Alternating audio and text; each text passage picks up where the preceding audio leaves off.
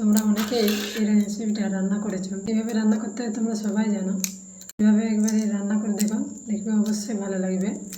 আর এটা গরম ভাতের সাথে খুব সুন্দর খেতে লাগে। সাথে যদি একটু ঘি হয় গরম ভাতের সাথে, তাহলে আরও একটু ভালো লাগে। আমি অপু, তোমাদেরকে আমার অপু রান্নাঘরে অনেক অনেক ধন্যবাদ জানাই এবং ভালোবাসা জানাই। তো চলো শুরু করি এই রেসিপিটি। তোমরা হয়তো ভাবছো এই রেসিপিটা তো রান্না করেছি, আবার কেন দেখতে যাব। হ্যাঁ, এই রেসিপিটা অনেকেই অনেক রকমভাবে রান্না করে এবং তারা বিভিন্ন রকমভাবে রান্না করে। একবার আমার এই রেসিপিটা অবশ্যই দেখো। এইভাবে রান্না করলেও অনেক সুন্দর লাগে খেতে। তো চলো শুরু করি রেসিপিটি। আমি একটি পটলকে 4 ভাগে ভাগ করে নিয়েছি।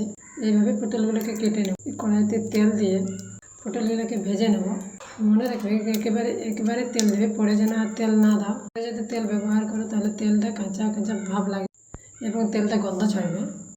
এখন পটলগুলো দিয়ে নিয়ে অল্প নুন দিয়ে দেবো। অল্প নুন নয়, একবার এই নুনটা দেবো, যাতে আর প্রয়োজন না হয় পরে নুনটা দিতে। এরপর হলুদ দিয়ে দেবো। হলুদ দিয়ে নিয়ে একটু নাড়াচাড়া করে একটু ভেজে নেব। ভেজে নেওয়ার পর 5 মিনিট ঢাকা দিয়ে রেখে দেবো। মাঝে মাঝে ঢাকাটা তুলে নিয়ে নাড়াচাড়া করতে থাকবো, না হলে নিচে লটকে যাবে। এদিকে পটলটা ভাজতে ভাজতে আমি মশলাটা রেডি করে নেব। মশলার জন্য এখানে ব্যবহার করছি হলুদ, লঙ্কা, জিরে এবং এখানে আমি আদা রসুনের পেস্ট ব্যবহার করব। হালকা জল দিয়ে একে মিক্স করে নেব।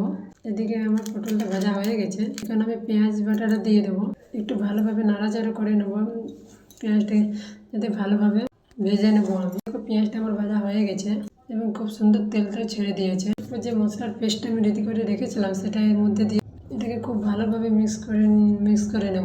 ভালোভাবে মিক্স করে নেওয়ার পর হালকা একটু জল, তারপর এটাকে 2 মিনিট ধরে একটু কষে নেব, যাতে খুব সুন্দরভাবে ভাজা হয় এবং তেলটা খুব সুন্দর ছাড়ে এবং খেতেও খুব সুস্বাদু লাগে। দেখো খুব সুন্দর কষানো হয়ে গেছে। এখন এর মধ্যে আমি জল দিয়ে দেবো।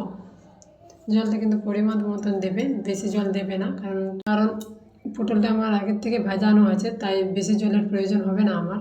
এখন 2 মিনিট ঢাকা দিয়ে রেখে দেবো।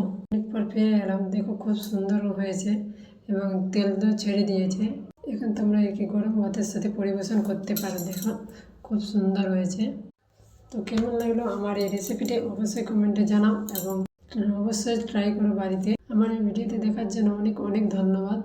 এরকম ভিডিও পেতে আমাকে সাবস্ক্রাইব করে আমার পাশে থেকো। ধন্যবাদ।